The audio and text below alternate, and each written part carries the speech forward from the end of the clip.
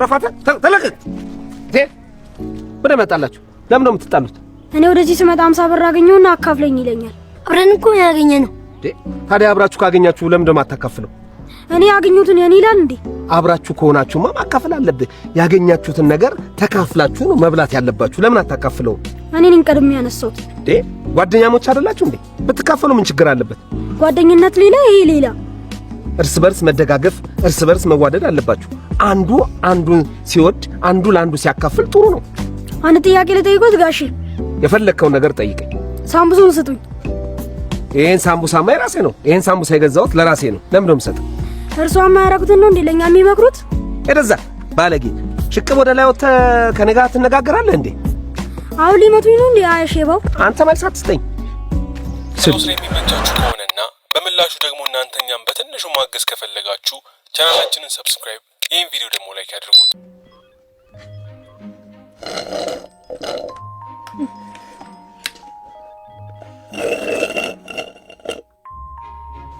ሰብሪና ይሄ የምታረጊው ነገር ወደ ማይኩ አታስጠጊው። ይሰማል እኮ። ይሰማ ታዲያ።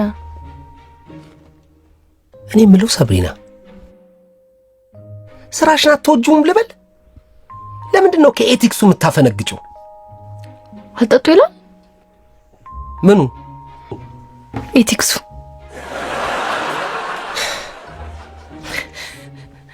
እሺ የዛሬው ርዕሳችን ምንድን ነው? ስላንቺ ነው። አረ ምንድነው? ከራስ በላይ ንፋስ፣ ስለ ራስ ወዳድነት።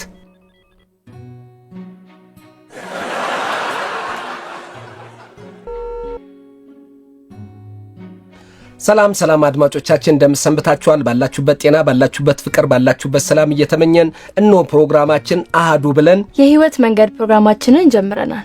የሬዲዮ ቻናላችሁን ወዴትም ሳትቀይሩ ወዴትም ሳትሄዱ እንደምታዳምጡን ተስፋ እናደርጋለን። ዛሬም የመወያያ ርዕስ ይዘን መተናል አይደል አሌክስ? በሚገባ ዛሬም እንደተለመደው ለአድማጮቻችን ለየት ያለ የመወያያ ርዕስ ይዘን መተናል። ለየት ያለውን ርዕስ ንገረና። የዛሬ የመወያያ ርዕሳችን ከራስ በላይ ንፋስ የሚል ነው። ርዕሱን ሰምተናል። አድማጮቻችን ደውሉልን፣ ተሳተፉ። ከዛ በፊት ግን የአረጋኝ ወራሽን ንፋስ ነው ዘመዴ የሚለውን ሙዚቃ ጋብዘን እንመለሳለን። አብራችሁን ቆዩ። አንተ የምርህ ነው እንዴ ነው ርዕሱ? ታዲያ ምን መስሎሽ ነበር? እኔ እኮ እየቀለድክ መስሎኝ ነበር። እኔ በጋዜጠኝነት ኤቲክስ ላይ በጋዜጠኝነት ሙያ ላይ እንደማልቀልድ ኤቲክሱን ተመልክቼ ኤቲክሱን ተመርኩዤ በኤቲክሱ ተመስርቼ ኤቲክሱን ይዤ ኤቲክሱን ተመርኩዤ አለሙ። አድማጮቻችን ሙዚቃውን ሰምተን ተመልሰናል። ሐሳቡን እያሰባችሁበት እንደቆያችሁን ተስፋ እናደርጋለን። መስመሮቻችን ክፍት ናቸው። ሐሳባችሁን አካፍሉን። የመጀመሪያው አድማጭ መስመር ላይ አለ። ሄሎ አድማጫችን። ሄሎ። ሰላም ሰላም። ማንን በልኬት ነው? ናቲ ይባላለሁ ከሰፈሬ። እሺ ናቲ ከሰፈር ውይይታችንን ያዳመጥክ ነው? ከራስ በላይ ንፋስ የሚለውን አይደል? አዎ ልክ ነህ። ምን ሐሳብ አለ? ከራስ በላይ ንፋስማ ትክክለኛ አባባል ነው። ራሴን ካልወደድኩና ለራሴ ካልሆንኩ ለማን ልሆን ነው? ግን እኮ ለሌሎችም ማሰብና ለሌሎች መኖር ግድ ይላል። እነሱም ለራሳቸው ይኑሩ። እኔ ምን አገባኝ? ሁሉም ለራሱ ሲኖር ራሱን ይችላል። ከዛ ራሱን የቻለ ሀገር ይመሰረታል ማለት ነው። ስለ ራስህ ስትኖርና ስታስብ ግን ራስ ወዳድ ብለው ስም ያወጡልሃል። እንደዚህ አይነት ሰዎችማ አቆርቋዥ፣ የሰውን እድገት የማይፈልጉና ቁምጣ ጎታች ናቸው። አቆርቋዥ ደስ የሚል ስም ነው። ለኔ ማለት መጨረሻው አያምርም። ሰው ይርቃል፣ ወዳጅ ታጣለህ። እንደውም አንድ አባባል አለ፣ ቀባሪያ ያሳጣኝ የሚል። ቀብር አስፈጻሚ ምን ሰርቶ ሊበላ ነው? እንደ ሞዴል እየተሽከረከረ ፎቶ እያነሳ ይቀብረኛል እኮ። ዋናው ነገር ከራሴ በላይ ንፋስ ነው። ለኔ ብዬ ከሰራውና ካደኩ እኔ ሳልሆን ወዳጅ የሚፈልገው ሌላው ነው። እኔ በግድ መወዳጀት የሚፈልገው። ልክ ነህ። ሰው ዩሊንታ ምናምን እያለን በችግር ከመኖር ከራስ በላይ ንፋስ ብለን ኑሮ ማሳደግ ይሻላል። እኔ እኮ ለዚህ ነው የምትመጪኝ ሰብሪ፣ የአራዳ ልጅ። እኔ የምትመቸኛለህ ናትሻ። ናትናኤል ሐሳብን ከጨረስክ ውጣ። እሺ ከራስ በላይ ንፋስ ሆንክ ብለህ ደግሞ እንዳትናገረኝ እወጣለሁ። እንግዲህ አድማጮቻችን ናትናኤል እንደሰማችሁት ከራስ በላይ ንፋስ ይሻላል ብሏል። ሌሎችም አድማጮቻችን ደውሉልን፣ ተሳተፉ። መስመሮቻችን ክፍት ናቸው። ውጣ። አዎ ውጣ። ሌላ አድማጭ መስመር ላይ ገብቷል። ሄሎ አድማጫችን። ሄሎ፣ እንዴት ናችሁ የህይወት መንገዶች? ሰላም ወንድማችን፣ ማንን በልከት ነው? አጥናፉ እባላለሁ። አጥናፉ፣ ከራስ በላይ ንፋስ የሚለው ንዑስ ሐሳብ ላይ አንተ አመለካከት ምንድነው? እኔ በእውነቱ ቀደም ብሎ በደወለ አድማጭ በጣም አዝኛለሁ። ትውልዱ ወዴት እየሄደ ነው? እንደው እኔ ከሞትኩ ሰርዶ ይብቀል የሚል ብቻ በዛኩ። በጣም ግራ የሚያጋባ እኮ ነው። ታዲያስ ለኔ እንጂ ለሰው የማይባልበት ዘመን እየተፈጠረ ነው። ለኔ ሞልቶ ሲተርፈኝ ለሰው መድረስ አይቀርም የሚሉም አሉ። ይሄ እንዴት ታየዋለህ? ያንቺ ሞልቶ ሲተረፈርፍ ግን የሚቸገረውስ? በዛ ላይ ባህላችንም ያለንን ተካፍሎ በጋራ መብላት ነው። የራስ ብቻ ሲያዩ እግር እሳት ይረግጣል። የራስ ሲሉ እግር እሳት ይረግጣል። ትውልዱን የሚያነቃ ዘመኑን የዋጀ ድንቅ አባባል። በትክክል ከራስ በላይ ንፋስ ትርፉና መጨረሻው መበላላት ነው። ሐሳብን ጨረስክ አጥናፉ? አዎ በሚገባ። ጥሩ ሐሳብ ነው ያነሳው አጥናፉ። ስለሰጠን አስተያየት ከልብ በጣም እናመሰግናለን። በጣም እኔም አመሰግናለሁ። አጥኔ ያነሳው ሐሳብ መሬት ጠብ ማይል ትውልድ ላይ በደፈናው መጠቆም ራሱ የኔ ልክ ነው ከማለት የሚመጣ ይመስለኛል። አብዛኛው ሰው የሚስማማበትን የተናገረው እኔ በስቷል። እኛ ያሉት ምን አተረፉ? ከመከራና ችግር ውጪ። እኔነት ሲበዛ መከራና ችግር ብቻ ሳይሆን መጨረሻው ሞት ነው። ሌላ አድማጭ መስመር ላይ አለ። ሄሎ አድማጫችን ማንን በል? ሰብርዬ እኔ ውድ እንዴት ነሽልኝ? አለሁልሽ አድማጫችን ማንን በል? ኪኪ ይባላለሁ። እሺ ኪኪ፣ ሐሳብሽ ምንድነው? የምን ሐሳብ?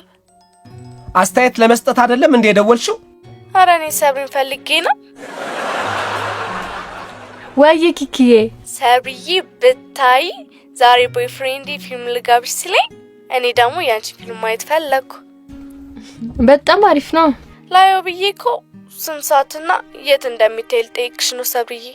አድማጫችን ይሄን እኮ ለማወቅ 909 ላይ አፋላጊ ነው የሆነ ፕሮግራም አለ። እዛ ላይ ደውሎ ማወቅ ይቻላል። ይሄ በርካታ ሰዎች የሚከታተሉት፣ በርካታ ሰዎች በጉጉት የሚጠብቁት የህይወት መንገድ የተሰየ ትልቁ ፕሮግራማችን ነው።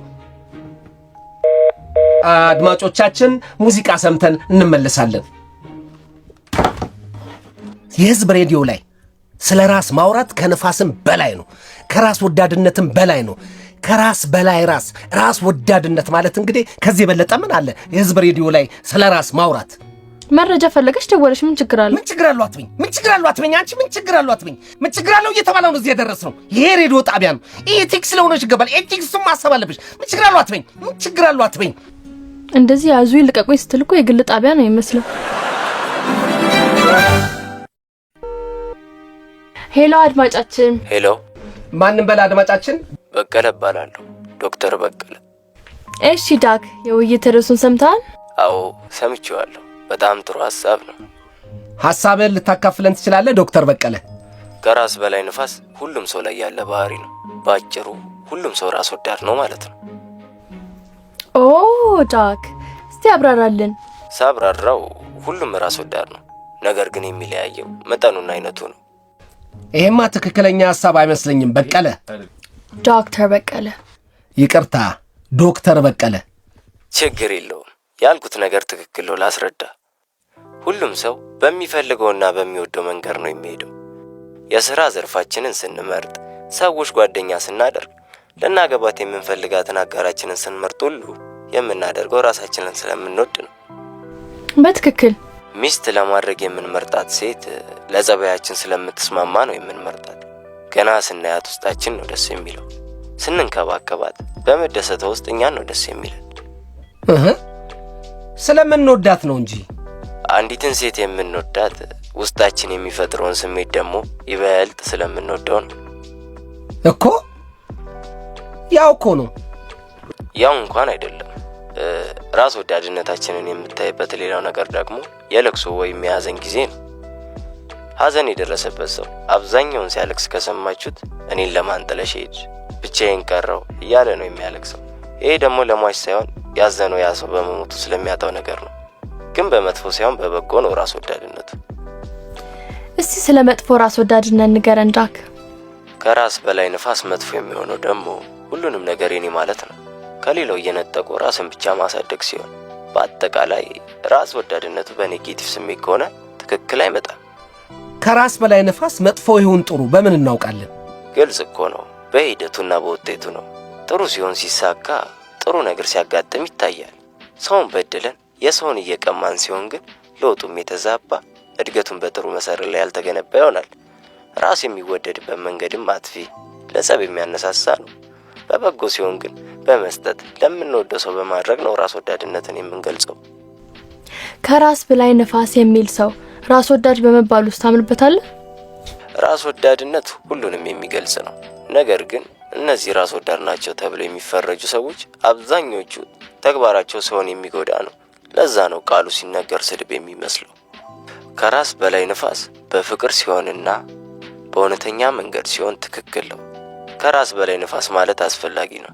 ከልክ ሲበዛና በኔጌቲቭ መንገድ ሲሆን ነው መጥፎ እንጂ በደፈናው መፈረጃ አይቻልም ማለት ነው። በግልጽ ሐሳብ እሱ ነው። ለካስ እኔም ራሴን ስለምወድ ነው የነፍሴ ጥሪ የሆነውን ጋዜጠኝነት መርጬ የምሰራው። እኔስ ብትል ትወና ስሰራ ሐሴት አድርጋለሁ። ይሄንን ነው እያልኩ ያለሁት። በቀና ስሜትና ተነሳሽነት ራስን ለማሳደግና ለማስደሰት የሚደረግ ነገር ሁሉም ራስ ወዳድነት ነው። በጣም እናመሰግናለን። ማን ነበር የምትይው? ዶግ። ከልብ እናመሰግናለን ስለሰጠን አስተያየት። እኔም ከልብ አመሰግናለሁ። እንደሰማችሁት ከራስ በላይ ንፋስን በበጎ መንገድ መጠቀም ነው እንጂ ሁሉም ሰው ላይ ያለ ነገር እንደሆነ ሐሳቡን ገዥ ሆኖ አግኝተነዋል። ዝግጅታችን በዚያ ያበቃል። በደህና ሰንብቱ።